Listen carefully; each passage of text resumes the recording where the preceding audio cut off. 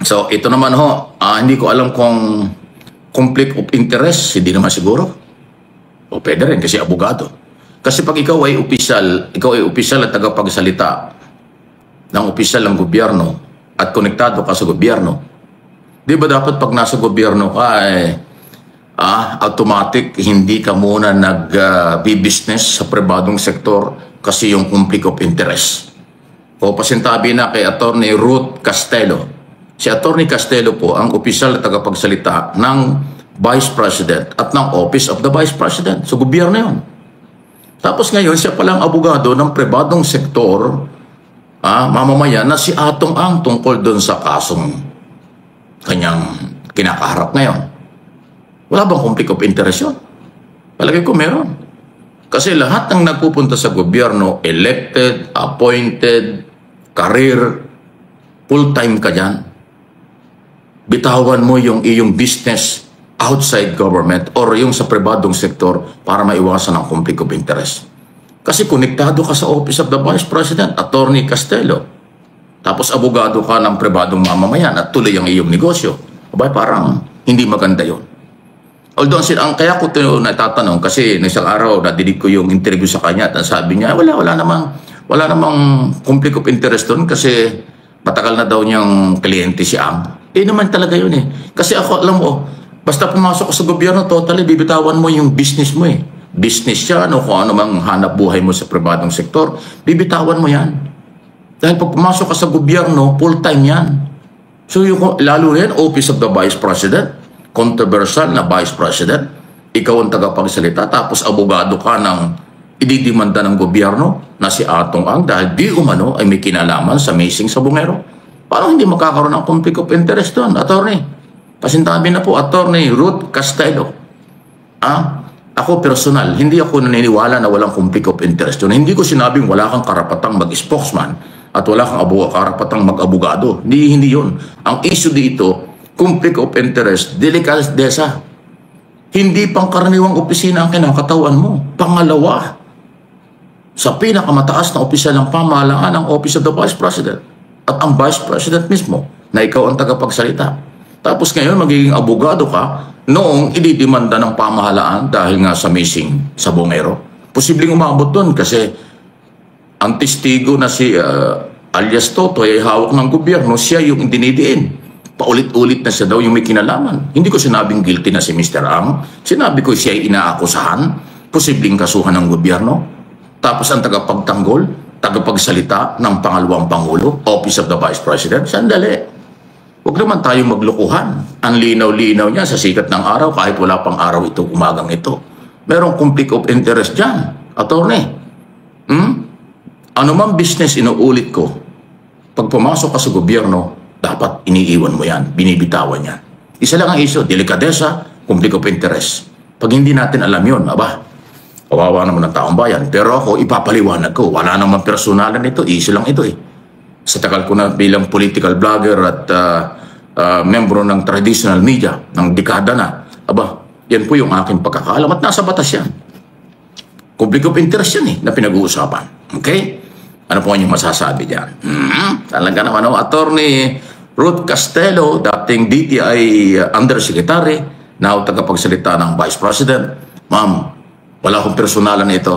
Alagay ko, baka nagpa-pride lang ang umiira sa'yo, ego-ego lang. Sandali, hindi tama yan. Kung Vice President ka, mag-full-time ka. Kung tagapagsalita ka ng Vice President, Office of the Vice President, mag-full-time ka dyan, para walang kulay. Ay itong hawak mong kliyente, controversial pa. Hindi naman makakabuti kay Atong Ang sa iyong kliyente pagka ang umiira dyan ay conflict of interest. Baka lalong matiin, baka madamay pa yung opisina ng pangalawang Pangulo. May delikado yan. Sigurado makakaladkad ang pangalan ng pangalawang Pangulo at office niya pagka yung abogado at spokesman ay iisa. Yung kliyente mo at saka ikaw, ay sabihin ng abogado at saka yung kliyente mo ay pinapanagot ng gobyerno dahil sa ibang kaso. Yun ang mabigat. Hindi ko nagbibiro itong lalo na ngayon may bagong testigo na naman. Naku, ang dami nang dinadamay na pangalan. Although yung isang congressman na pinangalanan ay nagsalita na kahapon at sinabi niya na hindi daw totoo yung akusasyon, paratang sa kanya na siya may kinalaman doon sa missing sa Bungero. Merong congressman binanggit kahapon yung testigo. Ang dami nung binabanggit. Merong isa pang abogado. Ako, meron pang isang abogado na abogado rin ni Atong ang sinasangkot na rin ng testigo. Marami na pong testigo nagkakantahan. Talagang nagsising-along at sinasabi kung sino ang posibleng nasa likod nitong controversial na missing person. Missing sa Bungeros. Aha, matindi. Matindi itong isyong ito. Ano ang inyong masasabi dyan? Nako, kung totoo po yung balita na yan, Sir Mike Abe, napakadelikado po pala talaga nitong sitwasyon na ito dahil pwedeng maka-impluwensya ito sa mga kaso nakakaharapin ni Atong kung sakali nakakasuhan na siya ng DOJ o ng kung ano mga PNP patungkol po dito sa mga sa Bungero. Talaga palang talaga palang matindi po ang kumbaga connection nitong si Atong dahil nga po ang kanya pong abogado ay tagapagsalita pa ni Sara Duterte. 'Di ba? Alam niyo po itong issue ng mga sabongero na ito ay kumbaga napaka-sensitibo dahil nga po ang mga involved ay mga kilala at makapangyarihan na tao. Ngayon po lalong madadagdagan ng kumbaga ng pagiging sensitibo dahil nga po ang tagapagsalita ng ating Vice Presidente ay abogado ni Atong kaibigan ni Atong Diba? Kaya po, nako talaga palang matindi talaga si Atong yung kapangyarihan, yung kanyang koneksyon, talagang hindi po biro-biro. Ngayon, sa akin pong panonood ng mga balita patungkol po dito sa mga sa Bungero, ito panoorin po ninyo to kasi ito nung napanood ko to meron ako napansin pero ito papakarinig ko po sa inyo. Humahaba pa ang listahan. May isinangkot na naman sa missing sa Bungeros case ang whistleblower na si Julie Dondon Patidongan. Ang bagong dawit, isa sa mga legal counsel daw ng alleged mastermind na si Atong Ang detalye sa exclusive agenda report ni Joash Balimbat. Isa na namang pangalan ang nadagdag sa sinasabing Alpha Group sa missing sa Bungeros case. Ang latest revelation ng whistleblower na si Julie Dondon Patidongan, si Attorney Caroline Cruz, isa sa mga legal counsel ng umano'y mastermind na si bilyonaryo at gambling tycoon Atong Siya rin ang nagsisilbing executive director ng Pitmaster Foundation, isang charitable organization sa ilalim din ng kumpanya ni Isa rin daw si Attorney Cruz sa mga sumang-ayon sa pagpapaligpit ng mga sabungerong nahuhuling ng tsotsyope o namimirata sa online betting platforms. At saka si Attorney Caroline Cruz, kasama rin yan. Meron siyang partisipasyon na parang sa draw, doon siya nabigyan. Sabi ni Mr. Atong kung hindi natin gagawin to, babagsak yung negosyo natin. Tapos sino bang sangayon dito?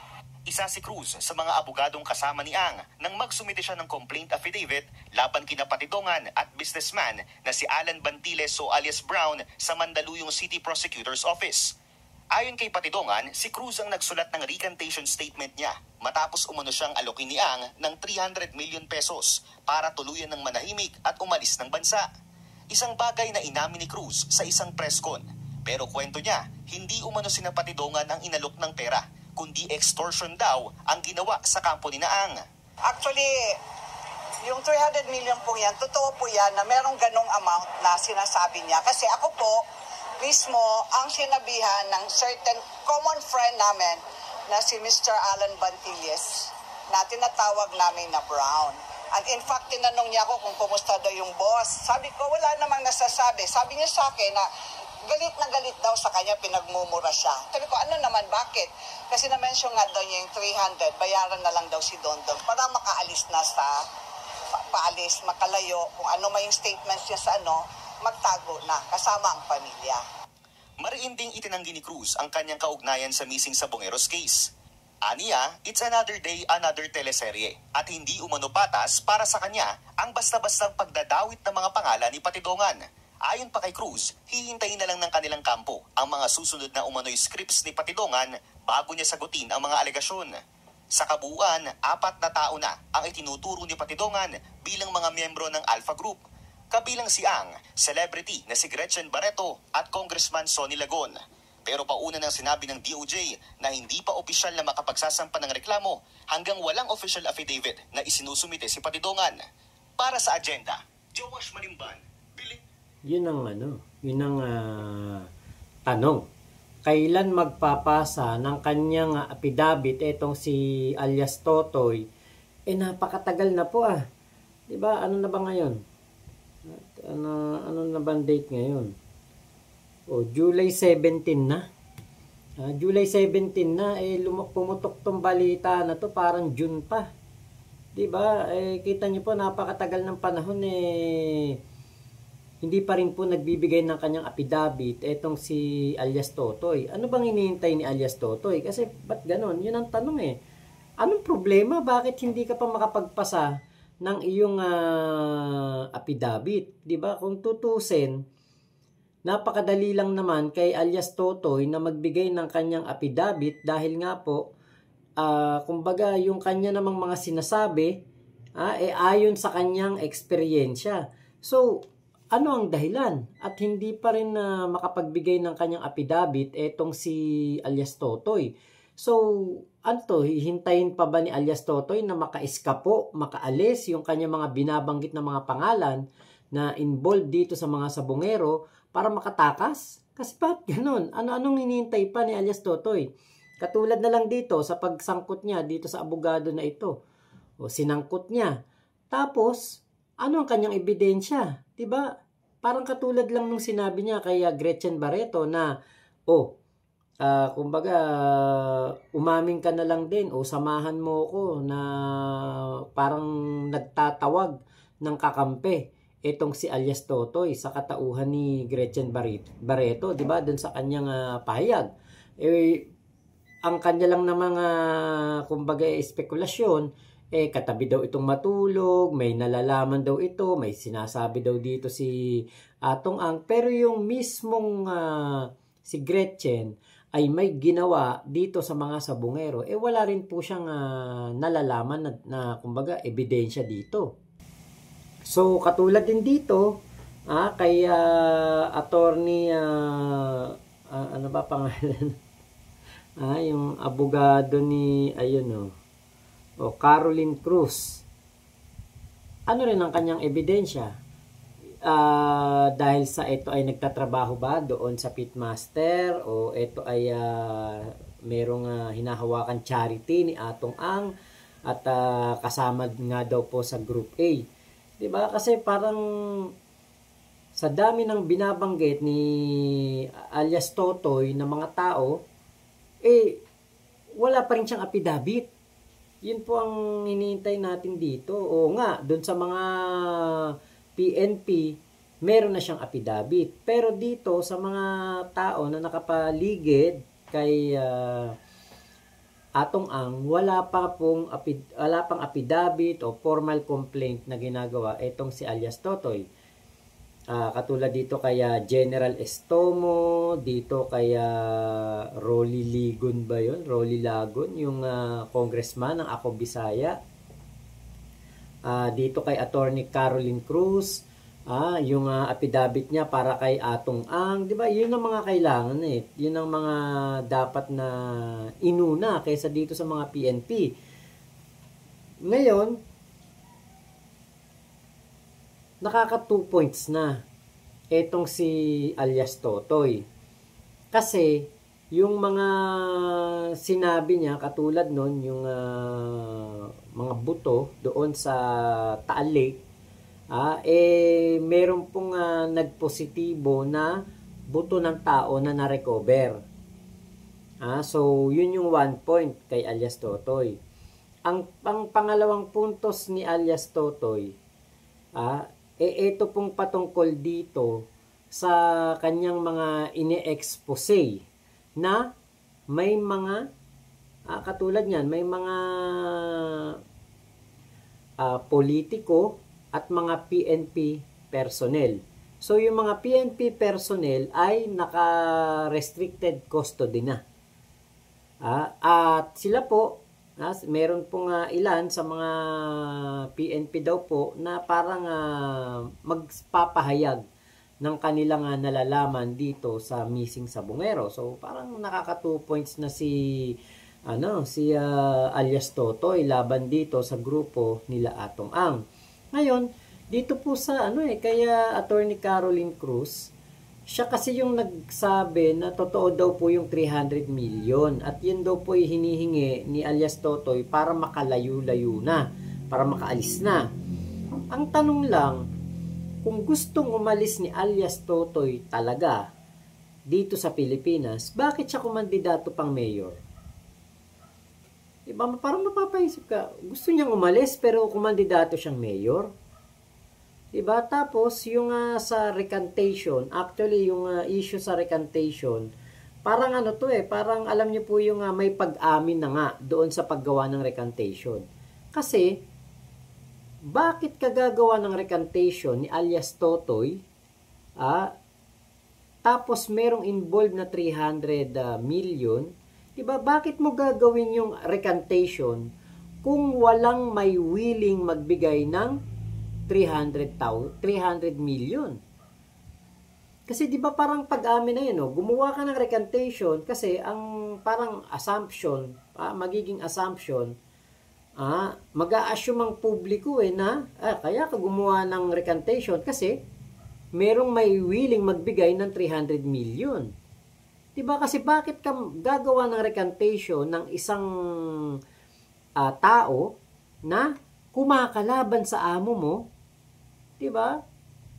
Tapos, alam mo namang may involved dyan na 300 million, na parang ini-extort na pera, diba?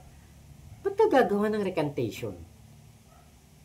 Kasi ito kung ang sasabihin ni attorney, nagpatulong lang sa akin para sa recantation paper. Diba? Parang okay pa. Pero, yung merong tayong naririnig na may nag-e-extort o merong humihingi ng 300 million pesos, parang mapapaisip ka na siguro kaya humihingi ito ng 300 million pesos o kaya ito gumawa ng recantation paper ay dahil may magbibigay ng 300 million. Diba? Kasi hindi ka gagawa ng recantation paper kung wala itong kahit na anong koneksyon o kahit na anong kumbaga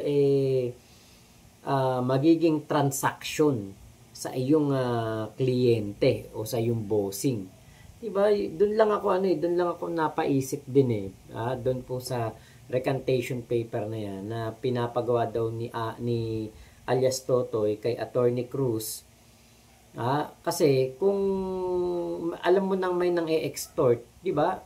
Bakit hindi mo pa kinasuhan noon on the spot na humihingi sa'yo ng pera?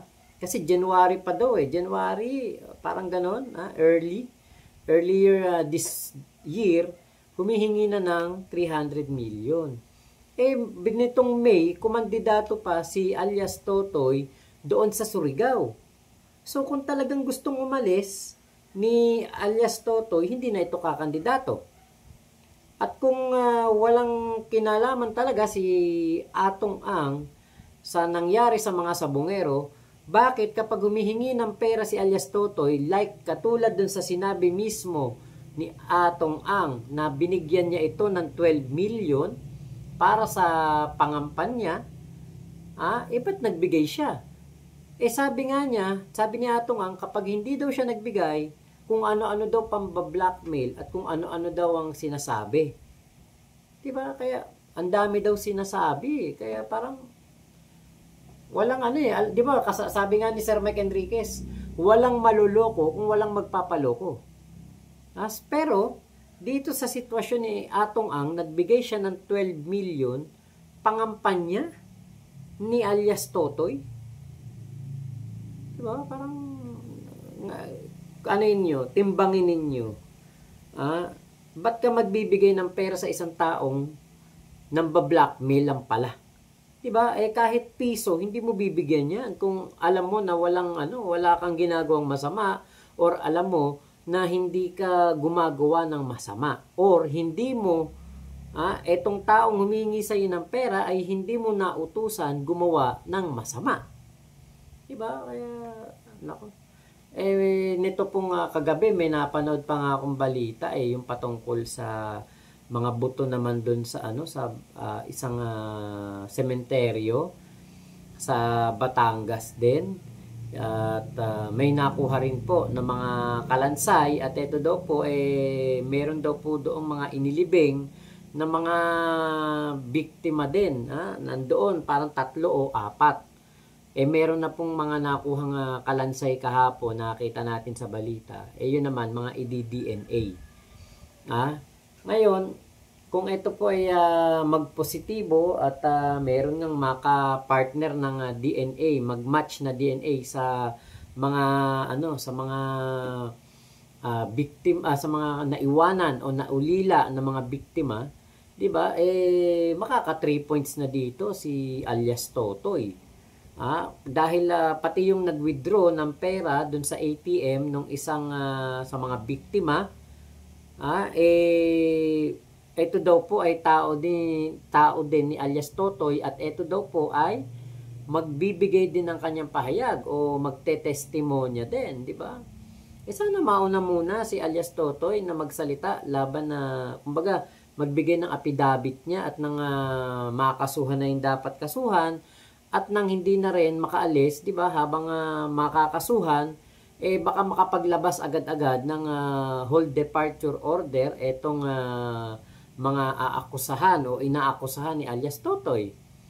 Diba? Sana talaga mabilisan. Ano ba hinihintay mo, alias Totoy? Ano ba ang pumipigil sa'yo para makapagbigay ng affidavit at formal complaint para po itong mga sinasabi ninyo mga tao, mga ini-involve ninyo, hindi lang kumbaga ma-trial by publicity, ma-trial doon sa husgado. Diba? Yan yung natin, yan yung naiisip natin dito sa bagal. Sabi nga din ni Sir Mike Abe sa kanyang isang vlog, sa bagal ng pamahalaan, parang hindi po agad-agad talaga makukuha hustisya. Kasi nga parang katulad yan kay alias Totoy, nababagalan tayo. Pwede naman siyang magbigay na ng statement, ba't hindi pa nagbibigay ng kanyang formal complaint, di ba? Kaya eto, katulad niyan, meron na ng mga pinangalanan si alias Totoy, tapos etong tagapagsalita ni Sara Duterte ay kumbaga kaibigan si Atong Ang. Di ba? Medyo kaibigan, kliyente, di ba? Parang alam mo yung mapapaisip ka na lang talaga na talaga palang tatagal ang pagbibigay ng hustisya kay Atong Ang dahil kung etong ang tagapagsalita ni Sara Duterte ay malapit kay Atong Ang, di ba? Sino talaga ang sino ba talaga ang makakatulong o sino ba talaga ang makapagbibigay ng hustisya dito? Katulad niyan, etong si Attorney Ruth Castelo ay naging undersecretary ni Digong para sa Consumer Protection Group sa DTI noong 2016 hanggang 2023. Naging city attorney ng Marikina bago sumali sa DTI. So before kay Digong. Okay, meron din siyang sarili niyang law firm bago daw po pumasok sa gobyerno. Diba? Kumbaga, napaka-komplikado na nga itong kaso na ito ng mga sabongero, sensitibo. Tapos, babagalan pa ni alias Totoy Patidongan ang paggawa ng affidavit. Naku po. kaya talaga maibibigay ang hustisya sa mga sabongero, no? Napakatagal. So, yun po. Maraming salamat sa pagsama nyo sa vlog ko nito. Sir Mike Abe, maraming salamat po sa inyong video na aking nireaksyonan. Ingat po kayo. Nasa mang panig kayo ng mundo. Momo chup chup, love you. God bless us all. Pilipinas. God first. Salamat po.